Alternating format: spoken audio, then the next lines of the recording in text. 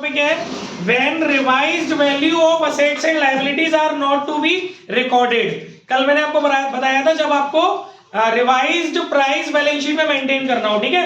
अब आपको revised price balance sheet में मेंटेन नहीं करना, तो गेन और loss on revaluation of assets and reassessment of liabilities is adjusted through partners capital account by passing an adjustment entry. यानी कि आपको क्या करना पड़ेगा, रिवैल्यूएशन और रीअसेसमेंट पर जो आपको गेन हो रहा है या लॉस हो रहा है उसको आपको एक एडजस्टमेंट एंट्री से पास करना पड़ेगा। कल का कॉन्सेप्ट अलग था, आज का कॉन्सेप्ट अलग है। कल वाले कॉन्सेप्ट की भी वीडियो डाली नहीं है, आज दोनों वीडियोस एक साथ डाल दूंगा, ठीक है। तो आप लोग अपना काम कंप्लीट कर लेना जाकर के ध्यान से। तो इसमें आपको कुछ स्टेप फॉलो करनी है बेटा। सबसे पहले आपको क्या करना है, calculation of net effect of revaluation, यानी आपको नेट इफेक्ट निकालना है रिवैल्यूएशन का। कैसे निकालेंगे, इंक्रीज इन द, देखिए वही चार चीजें, असेट्स की वैल्यू इंक्रीज होगी वो ऐड होगी, लायबिलिटीज की वैल्यू इंक्रीज होगी वो लेस होगी, लायबिलिटीज की वैल्यू डिक्रीज होगी वो ऐड होगी, और असेट्स की वैल्यू डिक्रीज होगी वो लेस होगी। ये चार चीजें अगर आप करेंगे तो जो आपका नेट इफेक्ट निकल के आ जाएगा, जो प्लस में भी आ सकता है और माइनस में भी आ सकता है।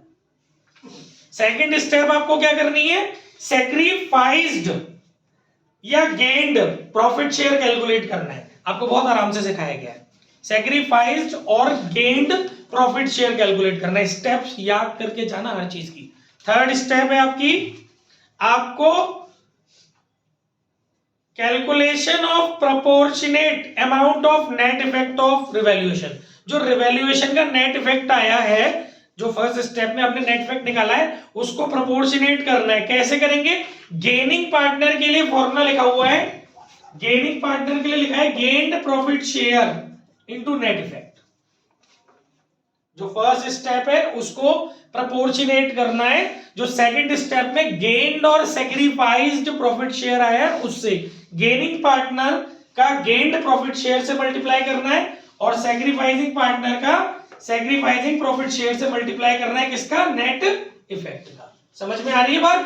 पहली स्टेप में आपने नेट इफेक्ट निकाला, इंक्रीज इन असेट्स को ऐड किया, डिक्रीज इन असेट्स को माइनस किया, इंक्रीज इन लायबिलिटी को आपने माइनस किया, डिक्रीज इन लायबिलिटी को आपने प्लस किया। चारों चीजों को आपस में प्लस माइनस करने के बाद, ध्यान दो इधर, चारों चीजों को आपस में प्लस माइनस करने के बाद आपके पास एक नेट इफेक्ट आया।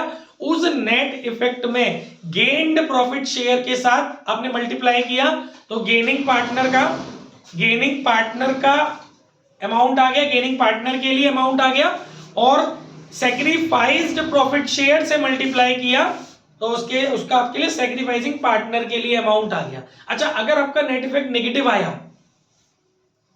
तो क्या करोगे, एंट्री पे फर्क पड़ेगा ना। हाँ, एंट्री पे फर्क पड़ेगा, वो तो उसके बाद की स्टेप है, ठीक है। फिर फोर्थ नंबर पे आपको क्या करनी है बच्चों, एंट्री करनी है। आपकी बुक में मतलब नोट्स में लिखी हुई है, अगर गेन आ रहा है तो गेन आ रहा है तो क्या करना है, gaining partners capital account debit to sacrificing partners capital account. यानी कि अगर आपका नेट इफेक्ट पॉजिटिव आ रहा है तो, ठीक है, अगर आपका नेट इफेक्ट पॉजिटिव आ रहा है, बेटा ध्यान दे लो इधर, ये बहुत इंपॉर्टेंट चीज चल रही है। अगर आपका नेट इफेक्ट पॉजिटिव आ रहा है तो gained partners capital account debit होगा, और करंट है तो करंट अकाउंट डेबिट होगा, सैक्रिफाइसिंग पार्टनर्स कैपिटल या करंट अकाउंट क्रेडिट होगा। लेकिन अगर आपका बेटा नेट इफेक्ट नेगेटिव आया तो ये एंट्री आपकी रिवर्स हो जाएगी, ठीक है ना। यानी सैक्रिफाइस्ड पार्टनर कैपिटल अकाउंट हो जाएगा डेबिट, और गेन्ड पार्टनर कैपिटल अकाउंट हो जाएगा आपका क्रेडिट। बस इतना ही था इसके अंदर। अब इसके सम्स देख लेते हैं, फिर इसके बाद एडजस्टमेंट ऑफ कैपिटल पे चलेंगे। एडजस्टमेंट ऑफ कैपिटल आपके कोर्स में है, टॉपिक था कुछ टॉपिक। अच्छा, आपके में पूरा नहीं कटा था ना, मतलब टॉप पार्ट नहीं कटा है, पूरा चैप्टर कटा है, उनके में कटा है एडजस्टमेंट ऑफ कैपिटल, ठीक है। ये बोर्ड्स की वजह से बड़ा कंफ्यूजन हो रहा है, उनके में ये टॉपिक इतना ही है।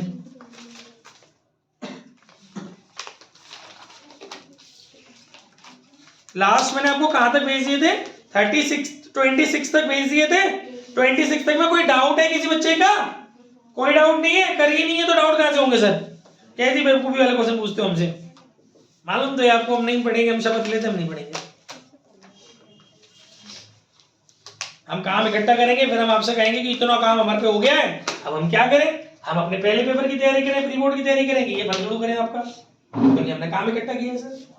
करो। ये वो भी तुम कर रहे हो, करो अपना डांस, बाद में पछताओगे ये क्या कर लिया हमने, अपने टीचर की बात नहीं सुनी, मर गए। पॉज कर ले 5 मिनट के लिए।